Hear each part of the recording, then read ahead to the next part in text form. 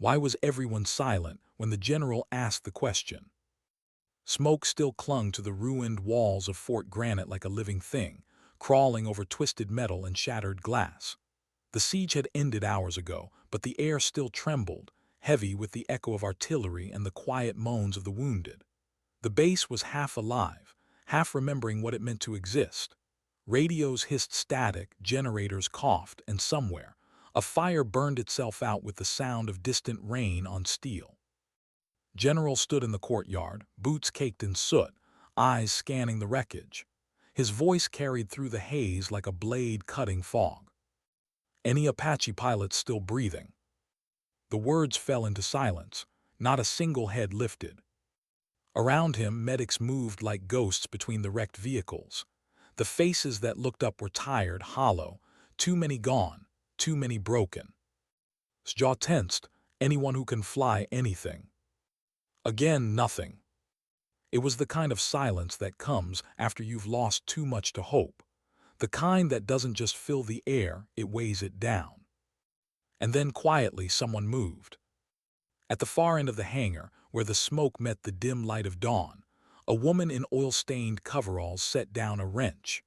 Her movements were slow, deliberate, almost careful, as if she didn't want to draw attention. But the sound of the wrench hitting the concrete, that small, metallic ring, broke through everything. Heads turned. She didn't wear flight stripes or patches, just a grease-dark uniform, sleeves rolled, hands raw from work. Her hair was tied back with a strip of torn cloth. Her name tag was half burned away, the only letters left, HALT. HALT. The woman most people only knew as the mechanic. The one who fixed what others broke. The one who never joined the laughter at the mess tables, never spoke about her past, never even looked up when pilots swaggered past, dusting off their flight suits and their egos.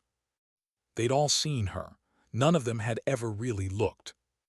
Now she was walking straight toward the waiting Apache gunship. No one spoke, not even. The sound of her boots against the hangar floor echoed like defiance. There was no announcement, no speech, just motion, quiet, steady, unshaken. A few of the younger mechanics whispered under their breath. "What's she doing?" "She can't. She's not cleared for." But didn't stop. She passed the line of fuel drums, the scorched wall, the pile of twisted tools. The smell of smoke and metal filled her lungs, familiar, grounding. Every step brought her closer to the gunship, a black hulk that still bore the marks of shrapnel and fire. The Apache loomed before her like a sleeping animal, still and waiting. It was more than a machine to her, it was memory. Watched her hand touch the fuselage. The gesture wasn't inspection, it was recognition. Something flickered in his expression, confusion, then curiosity, then something else. A spark of memory. "Where do I know that stance?" he muttered under his breath. The hangar lights flickered once, and for a moment the room looked like a photograph, frozen in place. Climbed the steps to the cockpit, her movements smooth, practiced. Not the clumsy reach of someone trying to remember, but the confident rhythm of someone who had never forgotten. Took a step forward. "Wait, you've flown before." She didn't answer.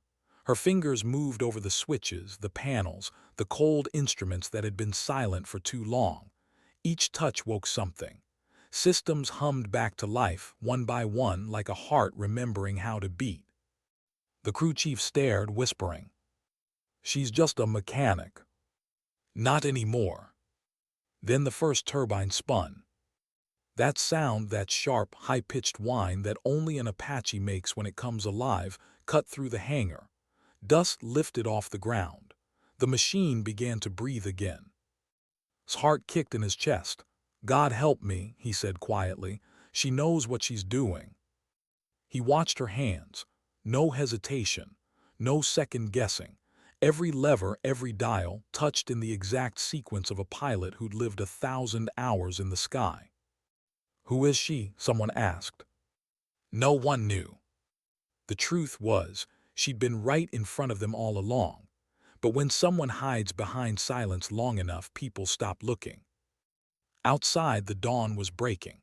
Smoke hung low over the valley. The world beyond the base was a blur of red and gray. Somewhere out there, the enemy was regrouping, waiting for one last strike. They believed Fort Granite was done. They believed the skis were empty. Inside the cockpit, took a breath, slow, controlled. Her reflection shimmered faintly in the cracked glass of the HUD. For the first time in years, she felt weightless. She remembered a different dawn, a different battlefield, a time when her name still meant something, when she had flown under. But those memories were buried deep, hidden behind layers of classified files and self-imposed silence. Now none of that mattered. What mattered was that her people, her base, were about to die without air cover, and she was the only one left who could change that. Her thumb brushed over the ignition. The Apache roared, shielded his face from the dust storm that exploded across the hangar floor. The soldiers around him stared in disbelief, their fatigue breaking into murmurs of awe. She's really doing it. She's flying. When the gunship lifted off the ground, every man and woman there felt something shift. Not just the weight of the air, something deeper. It was the sound of the impossible becoming real. The helicopter rose slowly, steady as breath, dust swirling beneath it like a halo. The sunlight caught its edges, turning the scars on its armor into gold. For the first time since the siege began, the sound in the air wasn't panic. It was hope. General's voice cracked through his headset, raw with disbelief. "Mechanic or not, you bring that bird home, you hear me?" Her voice came back calm, quiet. "Copy that, sir." She didn't use her name, didn't call herself a pilot, she just flew. Out beyond the perimeter, the moved with enemy shapes, trucks, troop carriers, artillery being rolled into position. The next wave was already forming, confident the sky belonged to them. And then the hum began. Low at first, like thunder over the horizon, then louder, closer, faster. The Apache cut over the ridge like a shadow breaking sunlight, blades slicing through morning air. From the ground, it looked like resurrection. The enemy paused mid-march, helmets turning upward, weapons lowering as disbelief spread through their ranks. Their radios crackled, confusion, shouting, disbelief. They had been told there were no pilots left alive. But there it was, a single Apache, alive and hunting. Inside the cockpit, his heart beat steady against her ribs. She knew this feeling, the calm before engagement, that electric stillness where instinct took over. Her fingers found the weapon controls without looking. The HUD glowed green. One breath, one thought, one shot. The first rockets left the rails, screaming across the valley. The blast tore through the enemy's munitions cache, setting off a chain of detonations that rolled like thunder. Fire bloomed along the, bright and violent against the pale morning. On the base below, soldiers froze where they stood, staring upward. Some cheered, some cried. None could believe what they were seeing. One mechanic, the woman they'd ignored for months, had just turned the tide of the entire siege. But inside that cockpit, wasn't thinking about glory or recognition. Her eyes tracked targets, her mind calculating distances and angles like a machine trained by ghosts. Her pulse didn't rise, her breathing didn't quicken, everything was silent inside her. Only one thought pulsed behind her eyes: hold them off, give them time. Every rocket, every burst of cannon fire wasn't vengeance, it was protection. For the ones who'd never looked her way, for the ones who'd forgotten her name. She flew for them anyway. Down below, General's radio came alive with shouts. "Sir, we have air cover. Repeat, we have air cover." He didn't respond right away, he just watched. That's when the whisper started, the one that would later become a legend. "Who's flying that Apache?" The question spread through the lines, through the enemy's comms, through the chaos. No one had an answer. To them, it was a ghost. It was revelation. He remembered now, the training files, the classified reports, The pilot who'd vanished years ago under sealed orders, the one they'd said was retired under discretion. Halt! She had never retired, she had just stopped being seen. Now in the cockpit of a burning sky, she was everything they'd forgotten humanity could be: quiet courage, forged in the dark, revealed only when the world burned. When her last missile hit, the valley went silent except for the whine of the rotors and the crackle of dying fire. She didn't smile, didn't cry, just turned the Apache home. The machine's shadow rolled back over Fort Granite like a returning heartbeat. As the skids kissed the ground, soldiers ran toward her, faces streaked with sweat and disbelief. They wanted to cheer, but no one did. Something about her silence demanded their own. She shut down the engines one by one, fingers moving through the checklist like ritual. The last turbine wound down into a whisper. And in that moment, Fort Granite was still again, but this time alive. Approached the cockpit, he didn't salute, didn't speak, just nodded. Because some acts don't need words. Climbed down, her boots touching the dust like nothing had happened. She unclipped the rag from her belt, wiped a streak of grease from her hand, and walked back toward the hangar. As she passed, soldiers stepped aside instinctively, not from rank but respect. And in the quiet that followed her steps, someone whispered again, softer this time like a prayer. She's the one who flew the Apache. Didn't turn, didn't need to. For her, silence had always been enough. Sometimes, the world forgets the quiet ones until silence saves them all. Why didn't she stay to explain herself? The question haunted the hangar long after the Apache's rotors stopped spinning. Soldiers lingered near the pad even when the smoke had settled and the fire crews rolled out. They spoke in half-whispers, afraid to break whatever sacred silence had fallen over the base. Someone swore she'd seen the general salute her. Someone else said he didn't. But the truth was simpler, had just looked at her, the way you look at a story you thought you'd imagined. Now she was gone again, back inside the maintenance bay. No medal, no debrief, no answers.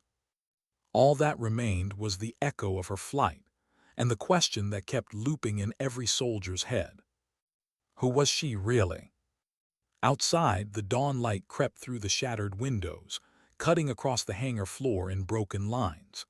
The air smelled of burned hydraulic fluid and victory, that strange metallic scent that always follows survival. Captain Halt, the woman they'd called the wrench ghost, sat alone on an overturned crate, boots muddy, hands still trembling though she'd hidden it well. She stared at her palms, at the faint black stains that no rag could scrub away. Her reflection in the oily puddle beside her looked like someone else, older, worn, quieter. In her chest the adrenaline was gone, but the weight remained.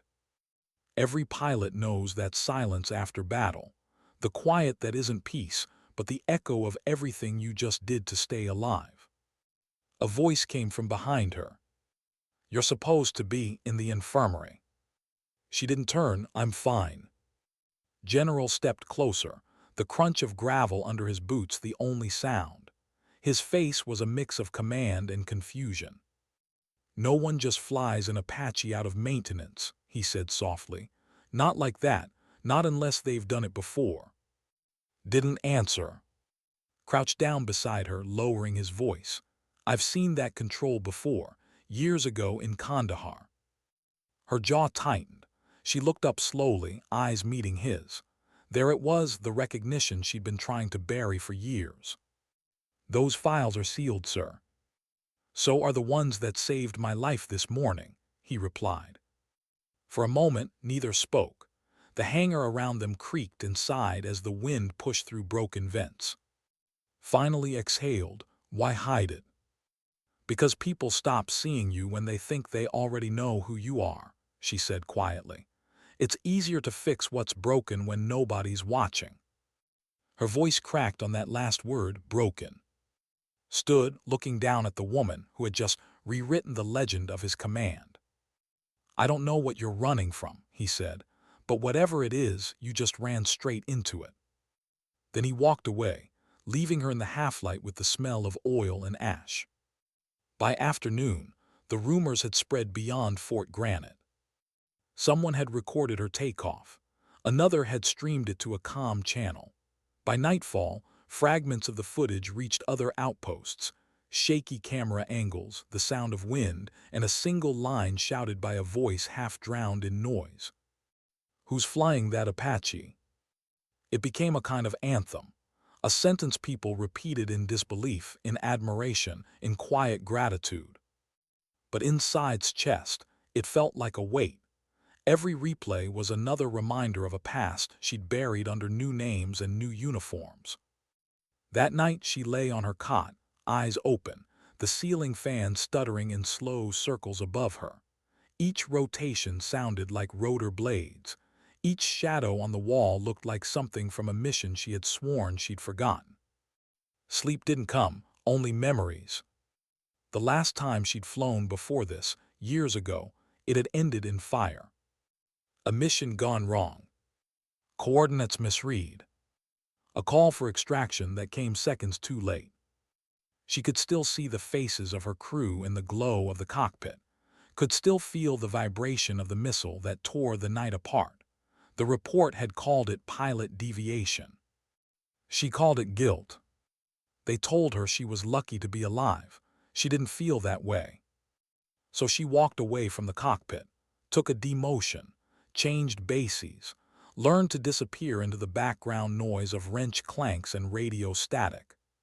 She became what the world could ignore, a mechanic. And for years, silence became her armor. But silence doesn't last forever. 3 days after the battle, command review officers arrived, men in pressed uniforms with clipboards and expressions that smelled of politics. They wanted to talk about protocol violations, about unauthorized flight, about insubordination. Met them in his office, arms crossed. "You weren't here," he said flatly. "You didn't see what she did." "That's irrelevant," one of them replied. "She acted without clearance." Leaned forward. "If she hadn't, you'd be reading our obituaries, not our reports." The officer cleared his throat. "Still, command needs to know where she received her training. There's no record of Apache certification under her name." Gave a thin smile. "Maybe you're looking under the wrong name." Stood outside during the meeting, staring at the horizon. The valley was quiet now. The enemy had retreated miles away. Birds had begun to return, small flashes of life against the wreckage. She rubbed her palms together, the oil still staining the creases. No matter how much she washed, it never came off. It was the mark of her life, the kind of stain that reminded you what you'd touched, what you'd lost. The soldiers who passed her no longer brushed by without seeing. They nodded, some even saluted. A few stopped to thank her, awkward words, too formal, too heavy. She answered with the same nod each time, quiet, distant. Inside, something unfamiliar stirred, not pride, but unease. Respect felt like another kind of spotlight, and she'd spent too long learning to live in the dark. That night she went back to the Apache. The gunship sat alone under the floodlights, its armor patched, its paint scorched in places that told the story of every round it had taken. She ran her hand along the side, feeling the heat still trapped in the metal. "You remember me," she whispered. Machines didn't forgive, they remembered. Her reflection in the canopy glass stared back, half shadow, half light. Somewhere deep in her chest, she wondered what her fallen crew would think if they saw her now. Whether they'd call her brave or foolish for ever believing she could bury what she was. The base was quiet behind her. No laughter from the mess hall, no blaring alarms, just peace, fragile and temporary. She climbed into the cockpit, not to fly, just to sit. The seat still smelled of smoke and oil.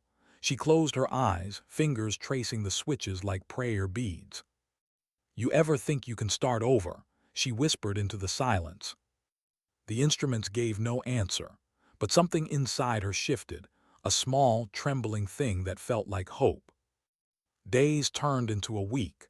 Command never sent for her again. Maybe had shielded her. Maybe the system had decided it was easier to let the story fade than to explain it. But stories like that never fade. Whispers spread through the network about a woman pilot who had saved an entire base, about a ghost who flew from the ashes.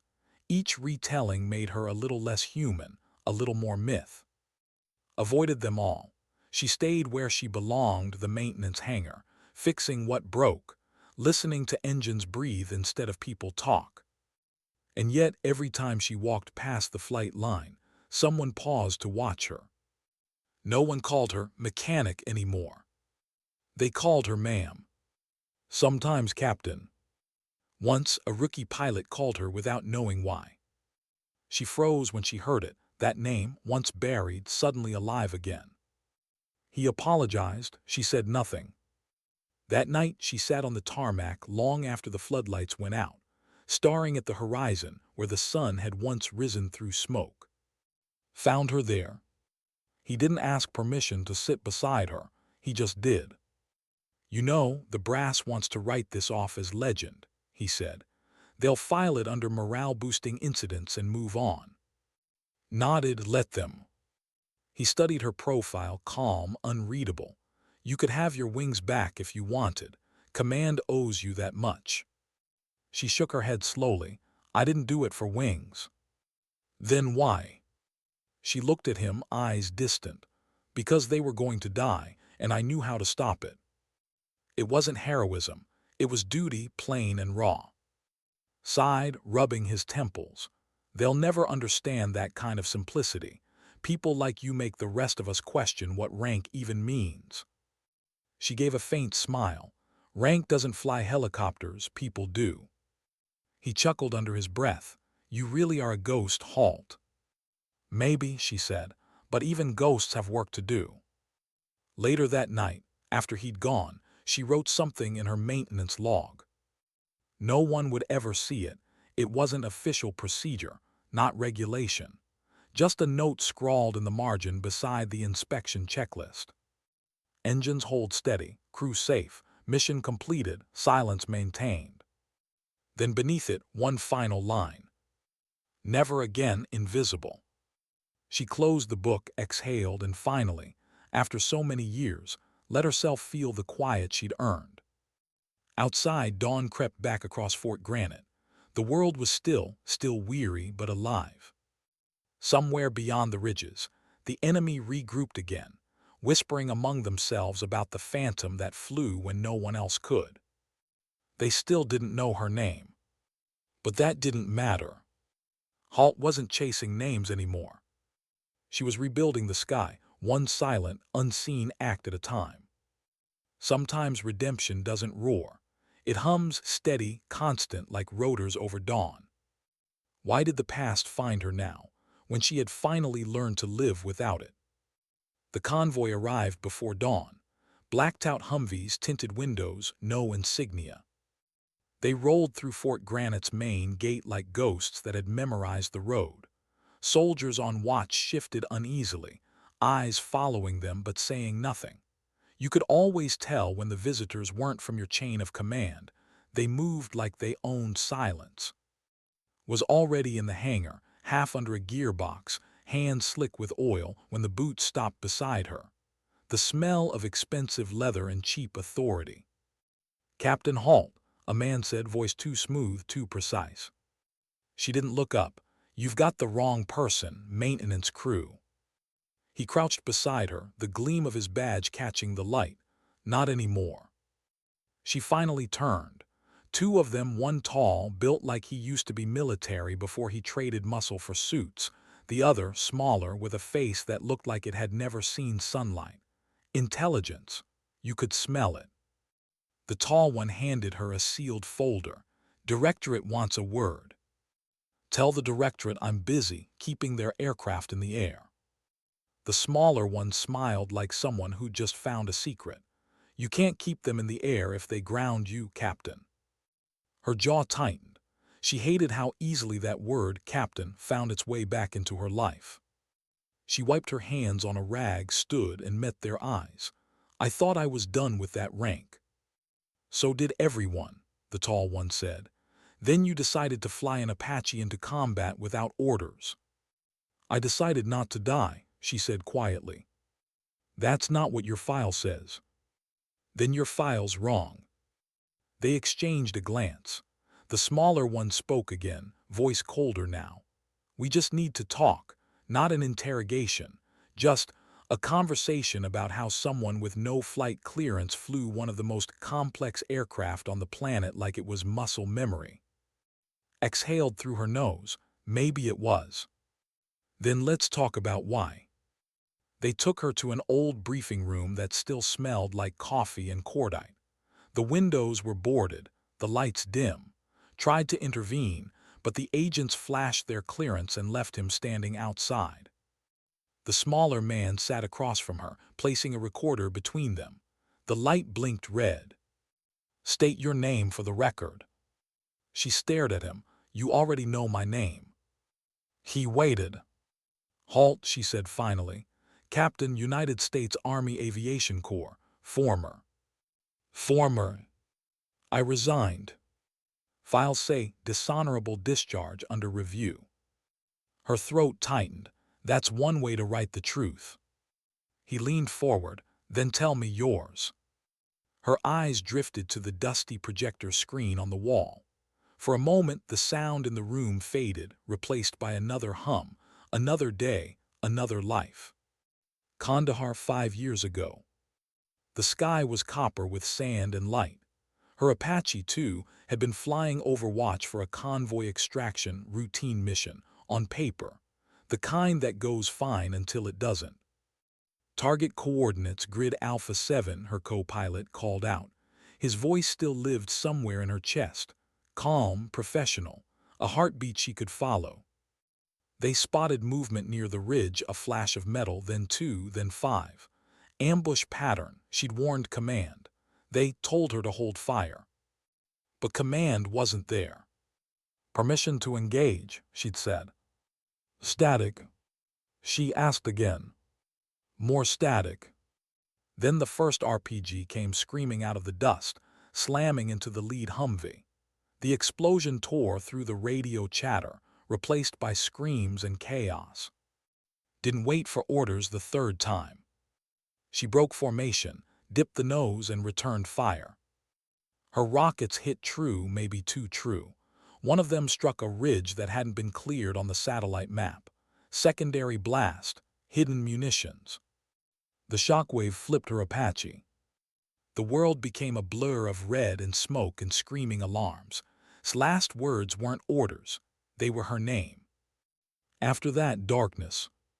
When she woke up, the cockpit was half buried in sand. Her co-pilot was gone. The rescue team found her hours later, dazed, burned, gripping the cyclic like it was a lifeline. The report blamed her for the deviation, failure to follow command authorization. She blamed herself for everything else. She tried to explain that communications had been jammed, that she'd acted to save the convoy, but words were useless against paperwork. And so she stopped speaking them. Back in the present, the intelligence officer's voice cut through her silence. You disobeyed a direct order. I saved 12 soldiers, she said, and lost your co-pilot. Her jaw clenched. Don't say his name. The man paused, studying her face. You've been hiding ever since. Maintenance postings, no flight logs, no certifications, just vanished. Seems it worked, she muttered. Until last week. He slid a photograph across the table, a still from the base camera, the Apache lifting off in smoke. Her inside, face half lit by the HUD. Why now? He asked. She looked down at the picture. Her own eyes stared back, calm, cold, unreachable. The eyes of a woman who had already made peace with ghosts. Because they needed someone, she said simply, and I was there. That simple. She met his gaze. That complicated. The taller agent, who'd been silent until now, finally spoke. You could let the base fall. You'd have been in the clear. No one would known who you really were. She leaned back. I've already lived with one ghost. I wasn't going to make 12 more. The room fell quiet. The recorder kept blinking. Then the smaller man sighed, folding his notes. You understand what you've done, right? You broke protocol. You reignited a record that was supposed to stay buried. And now, half the network thinks you're a legend. I didn't ask to be one. That's the problem, he said softly. Legends don't ask. When they finally left, was waiting outside. He didn't speak, just nodded toward the sunset bleeding through the broken glass. How bad? She asked. He shrugged. They don't know whether to court-martial you or give you a medal. That tracks. He smirked. They asked if I knew your background. I told them you were the best damn mechanic I ever had. She smiled faintly. You're a terrible liar. Maybe, but good liars keep soldiers alive. They stood in silence for a moment, the evening wind carrying the faint hum of distant rotors. Somewhere, another Apache took off, one she had fixed, one she'd made whole again. Glanced at her. You ever think about flying again? I never stopped, she said.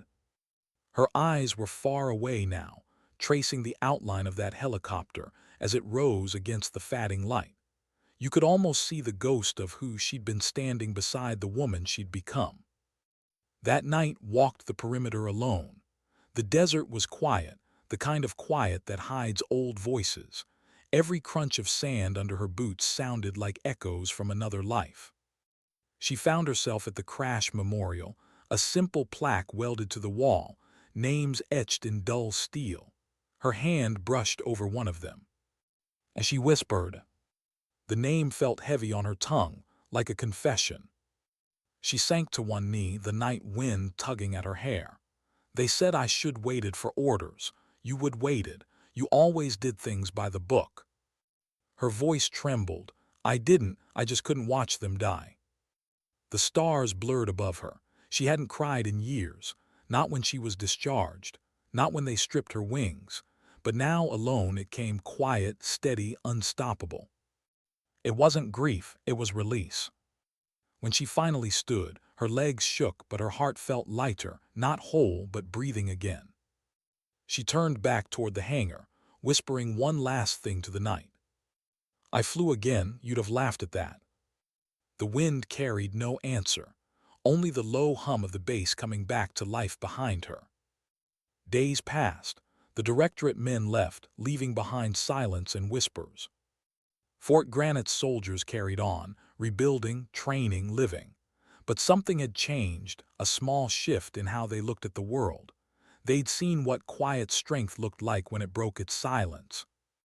And she returned to her bench, her tools, her work, not hiding this time, not invisible.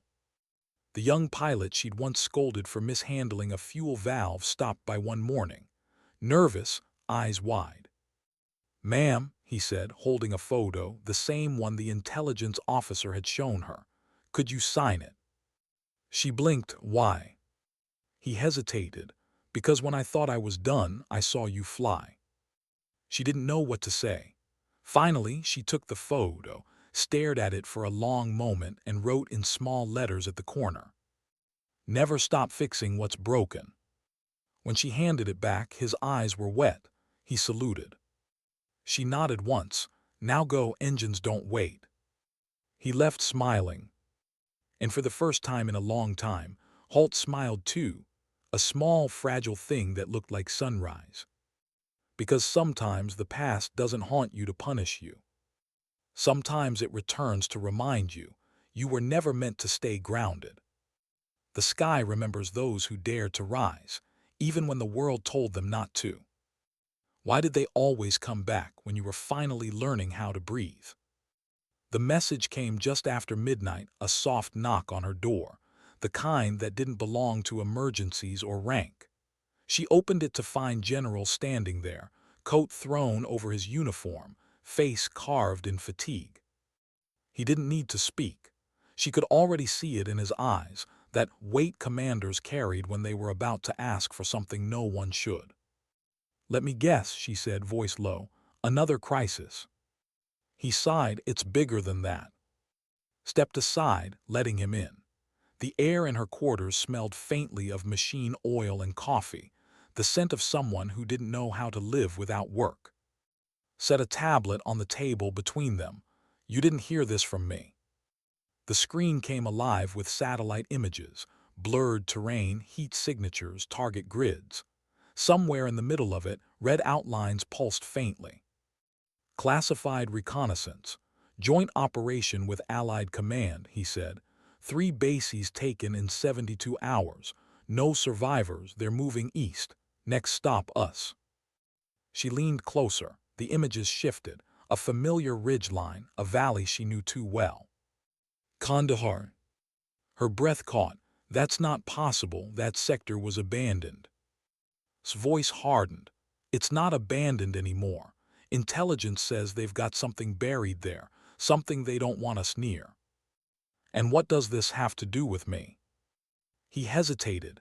Command, rebuilding an air assault unit. They want a pilot who can improvise under pressure, who can fly when systems fail, who doesn't freeze when orders don't come through. She leaned back slowly, arms crossed. You mean someone who doesn't wait for permission? Met her eyes. You're the best we've got. They asked for you by name. She laughed softly, but there was no humor in it. Funny, I thought I didn't exist. You didn't, he said, until now. Silence filled the room, heavy, cold, necessary. Finally she said, no. Blinked to what? I'm not going back. You said that last time, and you still. Last time wasn't a choice, she cut in. This time is. He nodded slowly, as if expecting it. Then I'll tell them you refused. He picked up the tablet, turned toward the door, then paused. For what it's worth, if you don't go, someone else will, and they won't come back. The door closed quietly behind him. Sleep didn't come. The room felt smaller now, the air too thin. Sat by the window, staring at the desert horizon. The stars looked indifferent, scattered across the dark like cold witnesses. Every time she closed her eyes, she saw his face, the crash, the sand, the sound of the world ending in static. The idea of flying again, not from instinct, not from necessity, but by choice, twisted her stomach. You can fix machines, she thought, but not the ghosts that fly with them. By dawn, she was still awake, fingers trembling around a cup of untouched coffee. When the morning horn sounded, she found herself walking toward the hangar out of habit more than will. The Apache sat there, repaired, polished, alive again. Its new pilot, a young man named Tors, was doing pre-flight checks under supervision. He looked up as she approached, eyes nervous but steady. Ma'am, they said you'd be briefing me. Briefing, she repeated, the word tasting foreign. Yes, ma'am. Command says I'll be taking the gunship on the next recon sweep. She studied him, too young, too eager. The kind of soldier who hadn't learned yet that survival had nothing to do with bravery. He noticed her silence and shifted uneasily. Is something wrong? Looked past him at the Apache. Its blades were still, waiting. Her reflection curved along its black armor, half a ghost, half alive. Nothing's wrong, she said finally. Just don't forget that machines remember everything you do to them. He frowned. Ma'am. She pointed to the control panel. Every movement leaves a mark. Every flight, every correction, every mistake. Treat it like it's alive. He nodded, trying to look like he understood. He didn't, not yet. As she turned to leave, his voice stopped her. Ma'am, is it true, what they say, that you flew through the siege? She paused. They say a lot of things. But it was real, wasn't it? Looked at him, young, idealistic, full of questions she once had herself. Yes, she said quietly, it was real. Then softer, almost to herself, too real. 2 days later, the official order arrived. She'd been reactivated, temporary clearance, classified assignment. Refusal not an option. The message ended with one line. Report to forward command at 900 hours. Debrief and reassignment to Operation Iron Reprieve. Iron, the word cut deeper than intended. She found waiting by the flight line. He didn't smile. They pulled rank, I couldn't stop it. I know, she said. They never do it to punish you. They do it to see if you'll break again. He studied her face. Are you going? I don't have a choice. That's not what I asked. She looked toward the horizon, the sand curling in heat shimmer. I'm going because if I don't, someone else will, and I can't watch another die. His voice softened. You still carry that, don't you? Every day, she said, but maybe this time I'll carry it differently. The transport plane lifted off that afternoon, no ceremony, no farewell. Just the deep thrum of engines and the rattle of metal inside her chest. Across from her sat two other operatives, quiet, efficient, eyes like mirrors. They didn't ask questions. People on missions like this never did. When they landed, the heat hit like a memory. The outpost was nothing but tents, dust, and the distant thunder of artillery testing. Colonel Price, the mission lead, greeted her with a handshake that felt more like a test of endurance. Captain Halt, or should I say the ghost pilot. She didn't react. You can call me mechanic, it's what I do. He grinned, not for this one. He led her to the command tent where maps covered the walls. At the center, a single photo, a downed American drone half buried in the Kandahar Ridge. That's what they're after, Price said. It's loaded with experimental tech. If they get to it first, we lose more than hardware. Stomach tightened. That ridge. You know it. She nodded slowly. I've been there. Price raised an eyebrow. Then you know how bad it gets. She didn't answer. She didn't need to. The ghosts already did. He handed her a dossier. You'll be flying support. 2 Black Hawks for extraction, 1 Apache for overwatch. You and your bird keep the skis clean. Think you can handle that? Her eyes flicked over the flight plan. Every route crossed coordinates she'd sworn she'd never see again. Yeah, she said quietly, I can handle it. Price smiled. Good, because once we start there's no backup, you're it. That night she walked out alone, away from the tents, until the wind drowned out the sound of generators. The desert stretched endlessly, an ocean of silence and ghosts. She looked up. The stars were the same as before. They always were. His voice echoed in her memory. You fly like you're trying to outrun something. She whispered into the dark, maybe I was. For the first time in years, she let herself admit it. The crash hadn't just broken her career. It had broken her faith in herself. And yet here she was, called back by the same sky that had once betrayed her. She knelt, scooping a handful of sand through her fingers. The grains shimmered in the moonlight, falling like seconds she couldn't take back. Then she stood spine straight, eyes cold. Not this time, she whispered. Morning came like fire. The outpost stirred with motion, prep crews, gun checks, walked to her assigned Apache, newly arrived from Granite. She knew its serial number by heart. She'd rebuilt half of it herself. The same bird that had saved them all. As she approached, her reflection curved across its armor again, older now, harder, steadier. A crew chief approached, saluting. Bird's prepped, Captain. She's ready when you are. Good, she said. Let's make sure she remembers how to dance. She climbed into the cockpit, fingers finding their places like they'd never left. The smell of oil, heat, and promise filled her lungs. His voice echoed faintly in her head. You're the best we've got.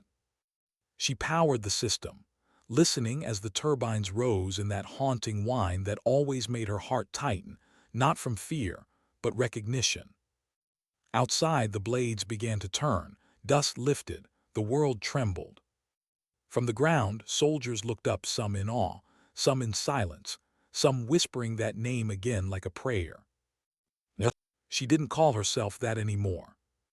But as the Apache lifted off, slicing into the sky like a second chance, the call came through the radio. Ghost 1, you are clear for ascent. And for the first time, she answered not as a mechanic, not as a survivor, but as what she truly was. Copy that, she said, airborne. Her voice was calm, steady, and alive. And somewhere beyond the horizon, the ghosts finally listened, not in grief, but in quiet approval.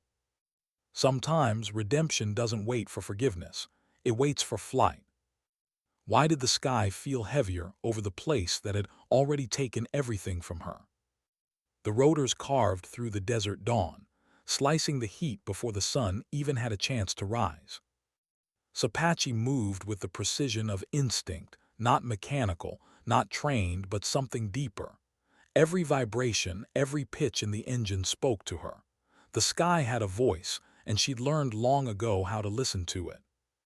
Below her, two black hawks drifted across the ridge in formation, their shadows stretching like ghosts over the sand. Inside them, soldiers sat in silence, the kind of silence that fills the air before a storm. Ghost 1 status check, came Colonel Price's voice over comms.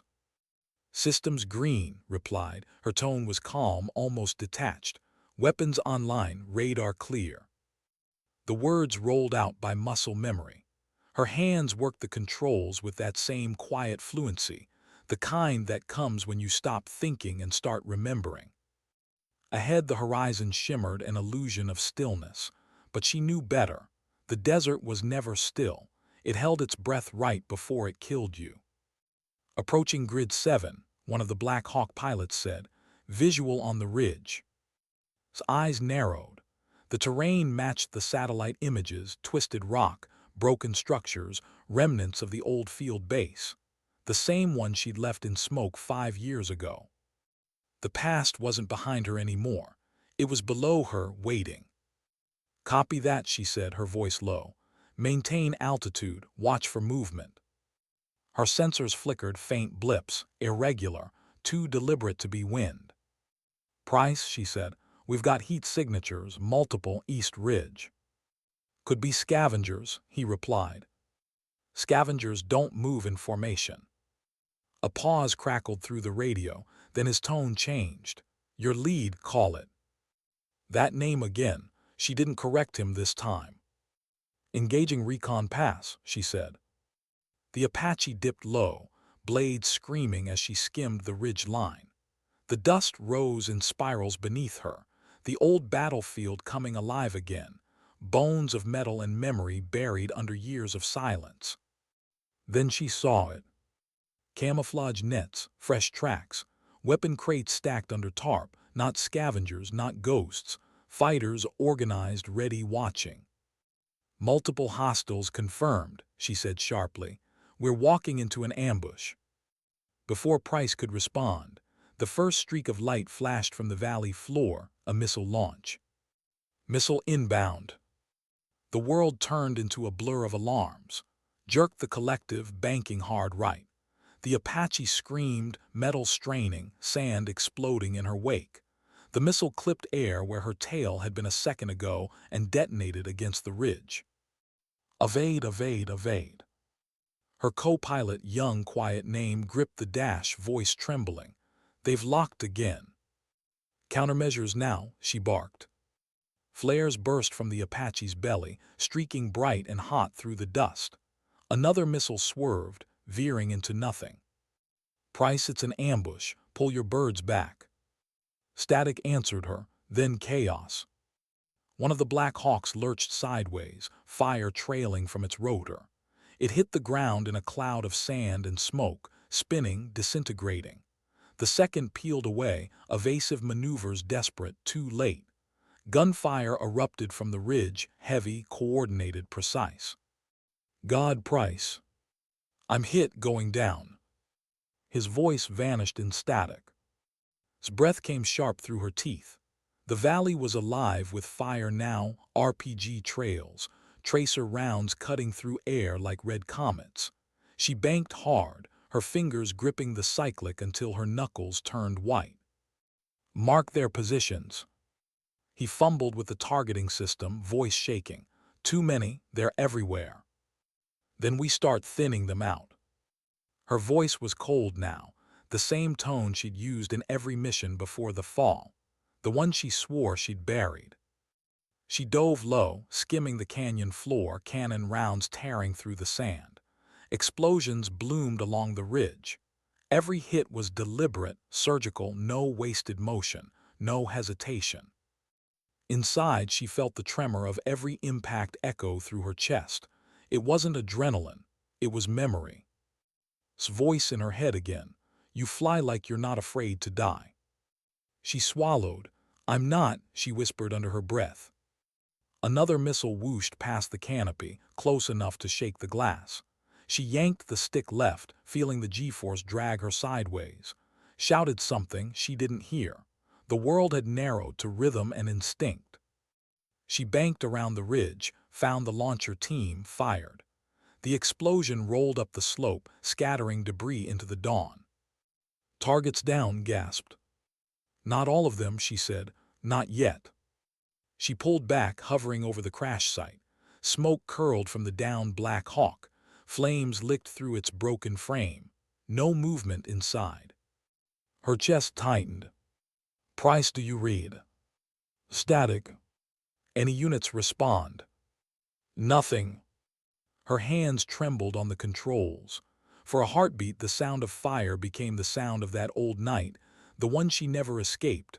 The crash, the scream, the silence. His voice broke through. Captain, we have wounded on the field. Second Bird's crew's alive. Her eyes flicked to the sensors. 3 heat signatures, close, moving slow. Coordinates. He read them off.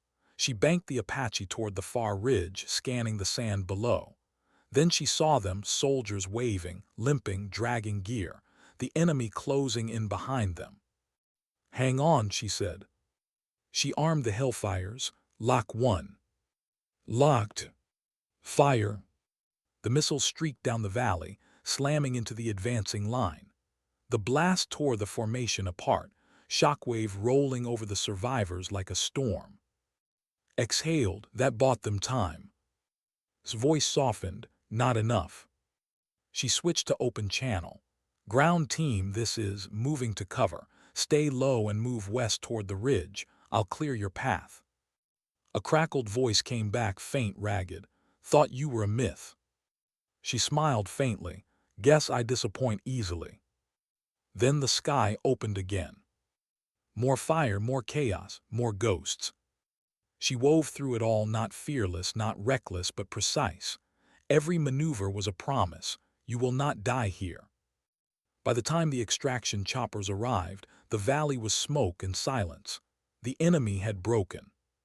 She hovered above, watching as the wounded were loaded aboard, her rotors kicking up waves of dust. Everyone accounted for, she asked over comms. Affirmative, we've got them, you can head home. Home, the word didn't sound real anymore. As she turned the Apache toward base, let out a shaky laugh. You just saved half the operation, ma'am. She didn't answer. Her hands were steady, but her eyes, distant, unfocused, were seeing something else entirely. He noticed, you okay? She nodded once, just listening. To what? The ghosts, she said softly. They landed at dusk. The airstrip was crowded, medics, commanders, mechanics all waiting, wide-eyed, murmuring as the Apache rolled to a stop. Price limped forward, arm in a sling, dust coating his face. You pulled it off, he said, grinning through exhaustion. Damn near a miracle. Wasn't a miracle, she said, just work. He laughed, but his eyes softened. They said you'd lost it, that you weren't stable enough to fly again. Guess they were wrong. She didn't answer. Her gaze was fixed on the horizon, where the ridge burned faintly under the setting sun. Price followed her stare. That place means something to you, doesn't it? Her jaw tightened. It did. Not anymore. She exhaled slowly. I buried something there. Maybe it finally stayed buried. He looked at her like he wanted to ask more but didn't.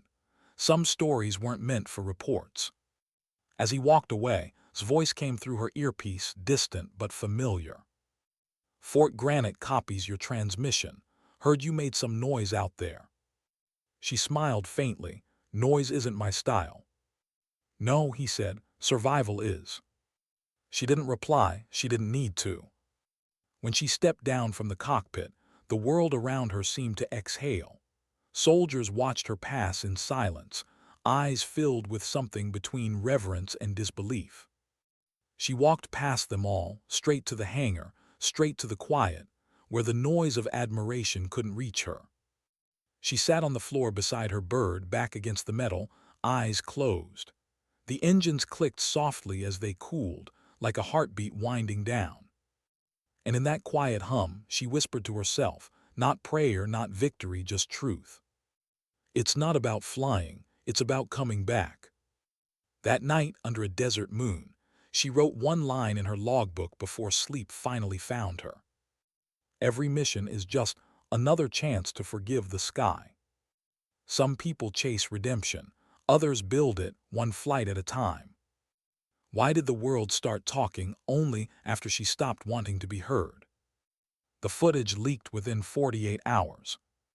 No one could say how. Maybe a helmet cam, maybe a satellite feed, maybe someone on the ground who couldn't help but record the impossible. It didn't matter. By the time returned to Fort Granite, her face was already circulating through command channels, then news wires, then screens far beyond the desert. They called her the ghost pilot.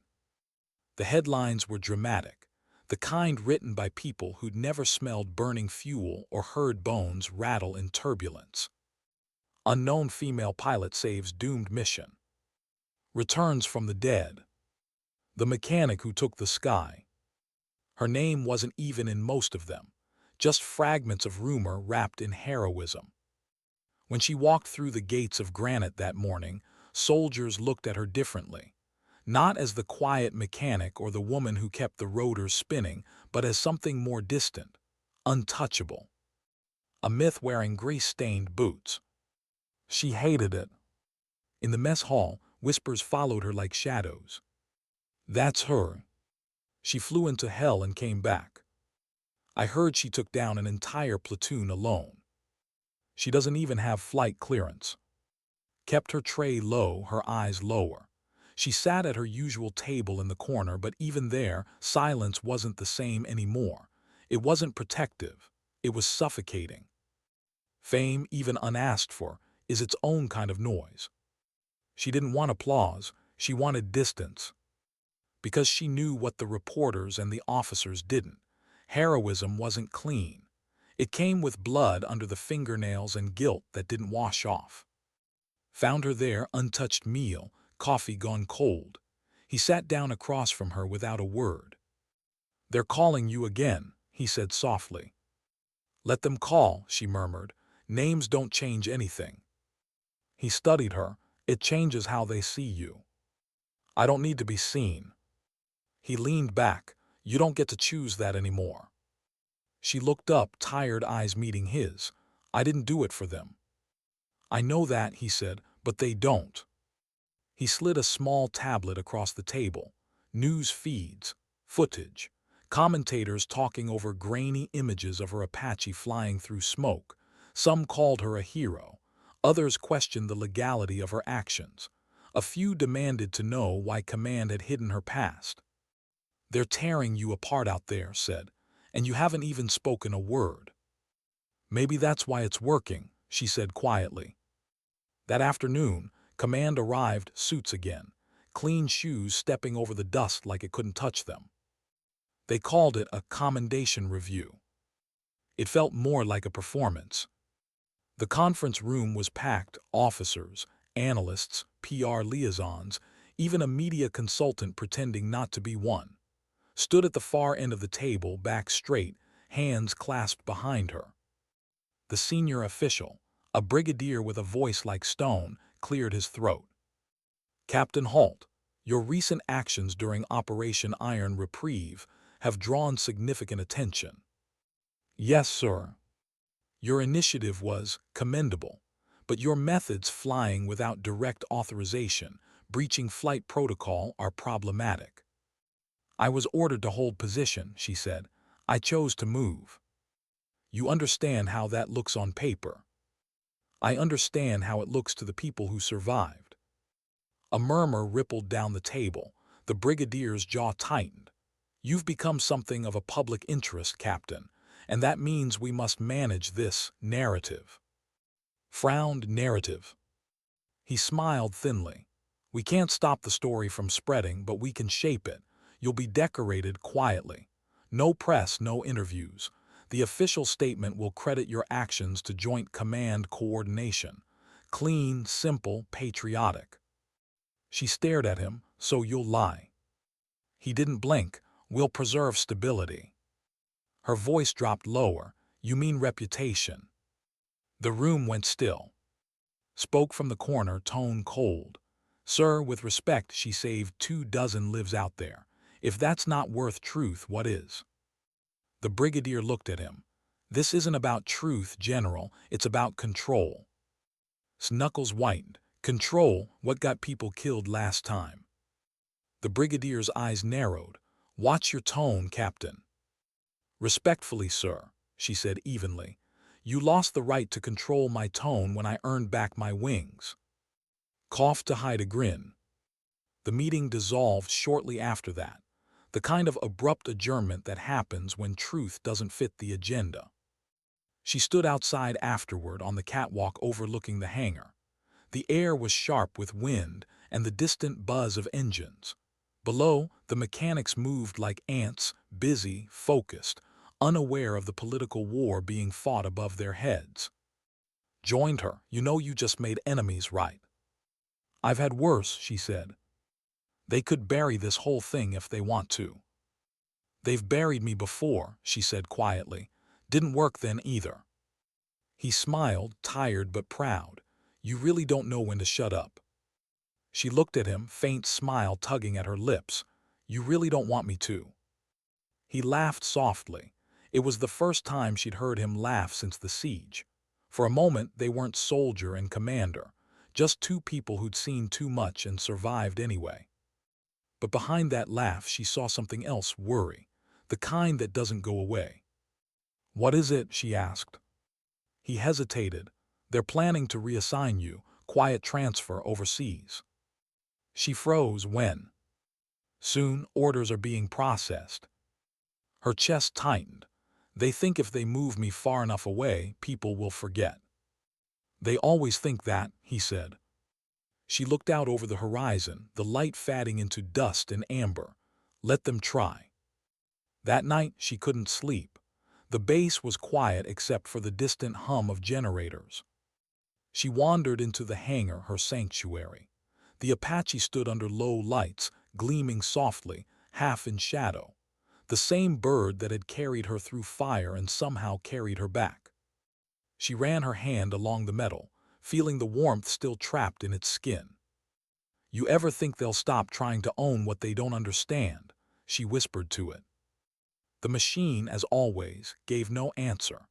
But in the silence, she heard the memory of rotor blades and voices lost in the wind. Words from the mission echoed faintly. You just saved half the operation, ma'am. And from long ago, you fly like you're trying to outrun something. Maybe she still was. She climbed into the cockpit, closed her eyes, and let her hands rest on the controls. No flight, no ignition, just touch. Every surface held history. Her fingerprints were etched into this metal. Her choices, her guilt, her courage, all fused into the bolts and switches. Outside, a storm began to rise. Wind howled through the vents, rattling the hangar doors. It sounded like the desert itself was speaking in rotor tones. Opened her eyes. For the first time, she didn't feel hunted by her past. She felt seen. Not by the cameras, not by the suits, but by the machine, by the memory of what she'd done, not for glory, not for redemption, but because it was right. She whispered to the empty cockpit, they can twist it however they want, but we'll know. Her reflection in the glass stared back, older, calmer, free. In the days that followed, she stopped hiding. She trained new pilots, walked the flight lines, fixed what broke, talked when spoken to, smiled sometimes, even laughed once, the kind of laugh that doesn't come from victory but from acceptance.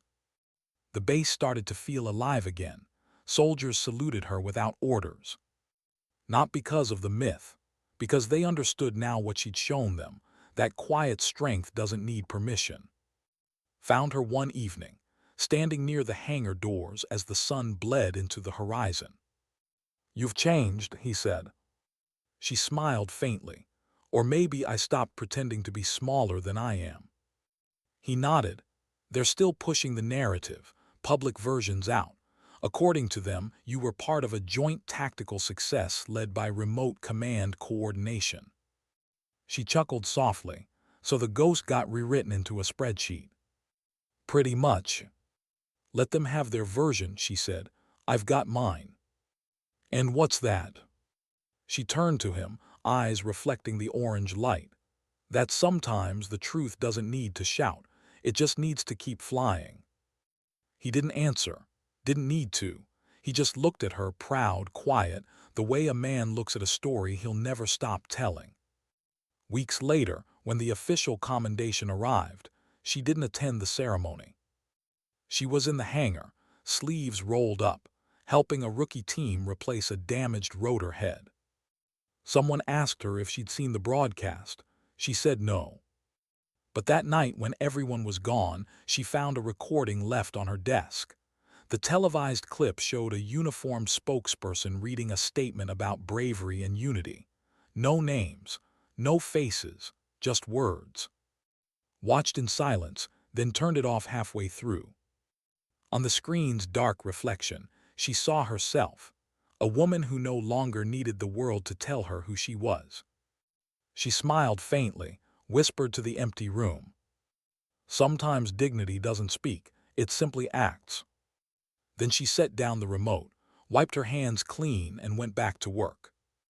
Because for Halt, that was the truest thing she could ever do. They took her story, but they could never take her silence, the kind that builds legends without asking for them. Why do the ones who find peace always get called back to the fire? The orders came folded in silence. No fanfare, no discussion, just a plain envelope left on her cot. Her name printed clean, her future hidden inside. She already knew what it was before she opened it. The weight of it said everything: too heavy for promotion, too light for closure. She tore it open anyway. Reassignment, Joint Operations Command Pacific, effective immediately. Report within 72 hours. No reason, no request, just an order written like destiny. Read it twice, then set it down on the metal table beside her bed. The words didn't hurt, they just settled, like dust. Outside, the sun burned through the horizon, painting the walls gold. The hangar echoed with the sound of morning drills, the world moving on without permission. She sat there for a long time, still in her work shirt, fingers tracing the edge of the paper. Every line was familiar, the Army's voice, cold and certain, pretending it knew what was best for her. It didn't. There was a knock at the door. She didn't move. "It's open." Stepped in. His uniform looked sharper than usual, but his eyes were tired. The kind of tired that didn't come from lack of sleep, the kind that comes from knowing what's coming next. "So," he said softly, "you got it too." "Reassignment." He nodded. "They're splitting the command. Half of us go east, the rest stay behind to rebuild." She looked up. "Rebuild what?" He gave a tired smile. "Whatever's left." They stood in silence for a moment. Then he said, "You don't have to go." She tilted her head. "You know better than that."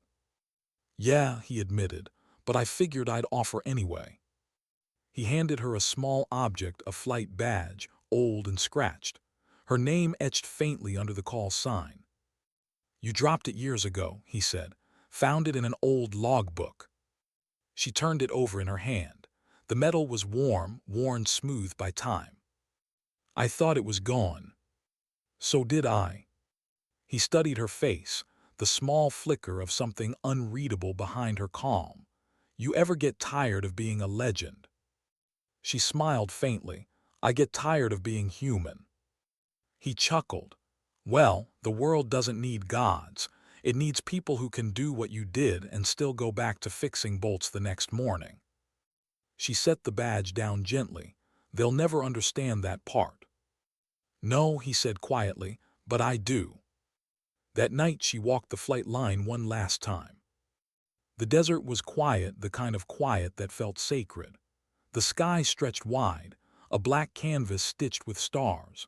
Every Apache sat in a neat row under floodlights, blades still like soldiers at rest. She stopped beside hers, the one that had carried her through fire twice, that had turned her silence into something larger than herself. Its armor was patched now, new paint hiding the scars, but she still knew every one of them, every dent, every scratch, every sound it made when the turbines spun up to life. Her reflection shimmered on the glass canopy, familiar, weary, alive. "Guess this is goodbye," she whispered. The wind stirred. Somewhere in the dark, a loose tarp flapped like a flag. "You ever notice," she said softly, "that leaving never feels like freedom?"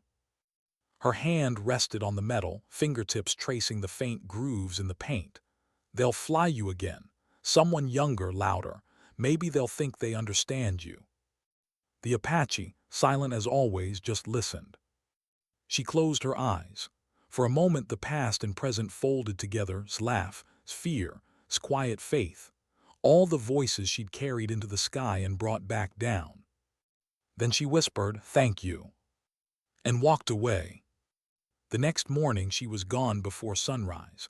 No ceremony, no farewell, just a duffel bag slung over her shoulder and a folded letter left on his desk. He found it hours later. No salutation, no rank, just a few lines written in precise handwriting.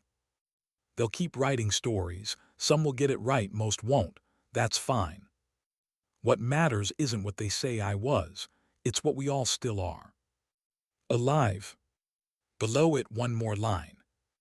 "Tell them to check the engines before takeoff. Always." He smiled at that, a small, quiet smile that hurt more than he expected. The transport plane waited on the runway, engines humming low. The early light painted the sky in soft gold. Stood at the bottom of the ramp, one last look at the world she'd rebuilt and left too many times before. A young lieutenant approached, nervous but eager. "Captain Halt." She nodded. He handed her a clipboard. "Just need your signature, ma'am. Final clearance." She signed, handed it back, then paused. "Lieutenant." "Yes, ma'am." "Keep your crew close. The mission ends, but the people don't." He frowned, unsure what she meant, but nodded anyway. As she climbed the ramp, the desert wind caught her hair, pulling it back like invisible hands trying to hold her here. But she didn't look back, not once. Inside the transport, the hum of the engines filled the cabin. A small group of soldiers sat along the walls, some reading, some praying, some staring into nothing. She took an empty seat near the window, watching the base shrink into dust. When the wheels lifted, the horizon swallowed Fort Granite whole. The flight was long, quiet, endless, the kind of silence that invites memories. Leaned her head back, eyes half closed. The vibration of the engines was familiar, steady, rhythmic, almost like breathing. She thought of all the times she'd flown into fire, all the times she'd sworn it would be her last, and still, somehow, she always came back. The truth was simple, painful, and liberating all at once. She didn't fly because she loved it. She flew because it was the only place she ever felt like herself. No rank, no expectation, just sky. A place too wide for lies, too honest for politics. The pilot's voice broke through the intercom. "We'll be descending soon, folks. Weather looks clear over the Pacific." She smiled faintly, always does before the storm. The soldier across from her looked up. "Ma'am." "Nothing," she said, "just talking to ghosts." He chuckled awkwardly. "You've seen a lot of them, huh?" "Enough to know they never really leave," she said softly. The engines deepened as they began their descent. Clouds wrapped around the fuselage, thick and white. For a moment, she imagined the sky below instead of above, the world inverted, all the noise and chaos tucked neatly beneath her. That was where she belonged. Not above others, not under anyone, just between. When they landed, the base was different, tropical humidity replacing desert wind, ocean glimmering beyond barbed wire. A new world, same uniform. A major greeted her at the tarmac, clipboard in hand. "Captain Halt, welcome to Echo Line Command." She nodded, scanning the hangars, the airfield, the sound of waves colliding with steel. "Looks peaceful," she said. The major smiled. "It's never peaceful, ma'am. It just looks that way until the alarms start." He handed her a data pad. "You'll be leading air readiness and mechanical inspection for our joint unit. They've been asking for you." Her brow furrowed. "Joint unit?" "Yes, ma'am. Allied Corps. Multiple commands. They want your experience, especially after Granite." She stared at the pad, the mission specs scrolling across the screen. Same patterns, same words, different map. History repeating itself, disguised as duty. The major's voice faded into the background. All could hear was the wind through the rotor masts, singing that same familiar note, "Come back." She looked toward the sky. It wasn't her enemy anymore, but it wasn't done with her either. That night, as the ocean roared beyond the base perimeter, she stood on the tarmac, wind whipping through her hair. The moonlight hit the edge of the parked aircraft, painting everything in silver. She closed her eyes, breathing deep. Somewhere deep inside, she still felt the hum, that quiet vibration of an Apache spinning to life, waiting for her hands, her heartbeat, her command. She whispered into the wind, "Not yet." The words weren't resistance, they were promise. Because she knew the truth now, peace wasn't the absence of battle. It was the strength to return to it without losing yourself. Miles away, in an office lined with commendations, General read her letter again, then folded it carefully and slipped it into his jacket pocket. He walked to the flight line, where young pilots were prepping for night drills. Their chatter echoed across the concrete, sharp, alive, hopeful. He smiled faintly. "Keep your crew close," he murmured. Then, looking toward the dark horizon, he whispered her name like a prayer. "Halt, wherever you are, may the sky finally treat you kindly." Back in the Pacific, she sat alone in her quarters, the sound of waves blending with the distant hum of engines. Her flight badge rested on the table beside her, the one had given back. She turned it over in her fingers, the metal glinting softly in the dim light. "Yes."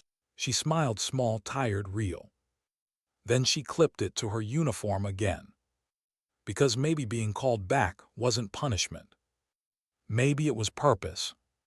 And as the night deepened, the ocean wind carried a single sound through the open window, faint, rhythmic, endless. It sounded almost like rotor blades. You can leave the battlefield, but you can't unlearn the sky. And sometimes, the sky calls not to test you, but to remind you that you survived. Why do the storms always come for those who already learned to stand in the rain?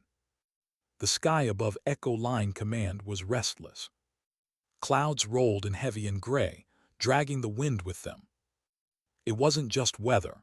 It felt like something returning, like the air itself remembered her name. 3 weeks into her new post, Halt had settled into the rhythm of maintenance and oversight. Days spent on the hangar floor, sleeves rolled up, sleeves stained with the same grease that had been her armor for years. It was quiet work, honest work. She stopped looking at the sky when the rotors turned. She let others do the flying now. She thought maybe this was what peace looked like, a heartbeat that didn't depend on altitude. But peace never stays where people like her walk. The first alert came, a dull alarm echoing across the compound. Routine at first, drills happened often. Then came the voice over comms, sharp, clipped, unmistakably real. "Mayday, Mayday, Transport 6 hit over the Eastern Strait. Engines down, we're losing altitude." The words dissolved into static. Every head in the hangar turned toward the sound. The radio crackled again. "Echo Command, we're taking fire, civilian medevac aboard. Repeat, medevac. Then silence. Froze, her hand stopped mid-motion, a wrench still hanging from her grip. The wind outside had shifted, heavier now, faster. She could almost feel it in her bones, the way old soldiers feel when fate clears its throat. She dropped the wrench. "Who's flying search and rescue?" she asked. A young officer turned, startled. "Ma'am, teams are prepping. They're waiting for clearance, weather's rough." "How rough?" 50-knot winds, visibility under a mile. "And they're waiting." "Yes, ma'am, protocol says." She was already walking away before he finished. The hangar erupted in motion behind her, people calling her name, voices chasing her through the storm. But some moments don't wait for permission. Some storms demand their own kind of silence. The wind hit her full in the face as she stepped onto the tarmac. Rain stung her eyes. The world was gray, sky, sea, earth all bleeding into one horizon. Two Apache sat under tarps, secured, grounded by regulation. She tore the tarp off the first. "Ma'am," the crew chief shouted, running toward her. "You can't." "Someone's out there," she said. Her voice didn't rise, but it carried through the rain, and no one else will reach them in time. "Flight ops hasn't cleared." "Then clear it yourself," she said, climbing the ladder. The crew chief hesitated, torn between rule and instinct. Then quietly, "Yes, ma'am." He sprinted for the tower, slid into the cockpit. The seat fit her like memory. Her hands moved without thought, switches, ignition, fuel. The turbines roared to life. The storm tried to drown it out, but it couldn't. Lightning flashed across the sky as the blades began to spin, tearing through the downpour. "Echo command, this is 1," she said into the radio. "I'm airborne." The comms crackled. "Negative, you are not cleared." "Too late," she said, "already in the sky." The helicopter lifted, slicing upward through wind and rain. The world below shrank, blurred by motion and storm. She broke through the first cloud layer and leveled off. The rain hit the canopy in sheets, visibility near zero. The sea below was chaos, waves breaking like mountains, whitecaps swallowing the horizon. "Echo control, this is. Scanning for signal beacon." Static, then faint. "Transponder 3 miles north, losing." She locked coordinates, copy en route. Her fingers were steady on the controls, but her heart, it was the kind of steady that comes only when you stop being afraid of dying. The wind screamed against the frame. The Apache shuddered. She adjusted trim, fighting the gusts like an old dance partner that refused to follow. Then through the rain she saw it. A flash of orange in the dark, the wreckage of the transport, half submerged, flames licking what the waves hadn't claimed. "Got you," she whispered. She circled low, scanning thermal, 3 signatures clinging to debris, 2 moving, 1 still. "Echo, I've got visual on survivors," she said. "Engaging hover, deploying rescue relay." "Copy, ground rescue ETA 20. 20's too long." The rotor wash whipped the waves into chaos. She steadied the hover, muscles locked, eyes fixed. Through the canopy, she could see them now, one soldier waving frantically, the other dragging the still form closer. She hit the cargo relay release. The cable dropped, slicing through wind and rain. "Hook up, come on." The soldier secured the harness around the wounded one. His knuckles whitened on the controls as she lifted, the weight tugging hard against the helicopter's belly. The wind fought her every inch. Lightning cracked across the water, close enough to light the cockpit white. "Hold it," she muttered, "hold." The cable jerked, tension screaming through the frame. One of the stabilizers bucked in the crosswind. Alarms blared. "Structural strain warning." "Override," she said, "not yet." She eased power to the collective, feeling the balance shift. The machine groaned but obeyed. One by one, she lifted them clear, soaked, half-conscious, alive. "Payload secure," came the automated tone. She exhaled, shaky, exhausted. Good, now let's go home. The flight back was slower. The engine strained, lightning flashing on every side. Inside the cockpit, her world narrowed again to movement and sound. The hum of blades, the rhythm of breath, the calm inside chaos. She wasn't thinking about orders or consequences, only about the living weight she carried beneath her, 3 lives hanging in the balance of every decision she made. When the base came into view through the rain, her throat tightened. "Echo line, this is inbound," she said. "Request immediate landing." "Copy, pad 3 is clear, medical ready." She eased the Apache down, fighting the crosswind. The rain turned to mist as the skids kissed the ground. The moment the turbines spooled down, medics rushed forward. She popped the hatch, helped unclip the rescue line. The survivors were pulled free, limp, breathing, alive. One of them looked up through the rain, eyes wide. "Thought you were a ghost," he rasped. Smiled faintly, "Maybe I am." Then she stepped back, letting the medics do their work. Hours later, the storm passed.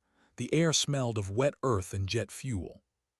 Sat alone on the steps outside the hangar, rainwater still dripping from her hair, her hands trembling now that it was over. The horizon was soft again, sky breaking open to reveal faint stars. His voice crackled through the comm channel, patched in from Fort Granite, halfway across the world. "Heard about your little weather stunt," he said. "You really don't know how to stay grounded, do you?" She smiled, voice low. "They were going to die."